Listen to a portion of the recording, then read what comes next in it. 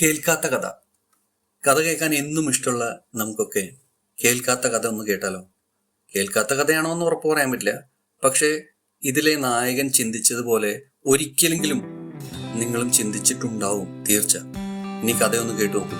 നാട്ടിൻപുറത്തെ നല്ലവനായൊരു കർഷകൻ തന്റെ വയലിലെ തന്റെ ജോലികളെല്ലാം തീർത്ത് തിരിച്ച് തന്റെ ഗൃഹത്തിലേക്ക് വരുന്ന വഴിയിൽ വലിയ ഒരു വൃക്ഷച്ചുവട്ടിൽ ഒരു പക്ഷിക്കുഞ്ഞിന്റെ കരച്ചിൽ കേൾക്കാനിടയാകുന്നു.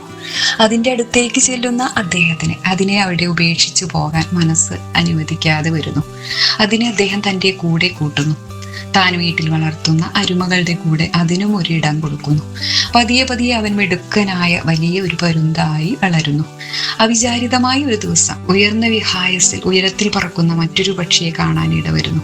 അവന്റെ മനസ്സിലും അതുപോലെ പറന്നുയരാനുള്ള മോഹം ഉദിക്കുന്നു.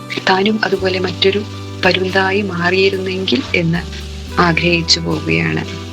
ഇതുപോലെയാണ് നമ്മളിൽ പലരും. നമുക്ക് ഈശ്വരൻ തന്ന കഴിവുകളെ മറന്നുകൊണ്ട് മറ്റുള്ളവരുടെ കഴിവുകളിൽ അതിശയിക്കുകയും തൻ്റെ കഴിവുകളിൽ ആത്മവിശ്വാസം തീരെ ഇല്ലാത്തവരുമായി എങ്ങും എത്താതെ കഴിഞ്ഞു വരുന്നത് നമുക്ക് കാണാൻ കഴിയും.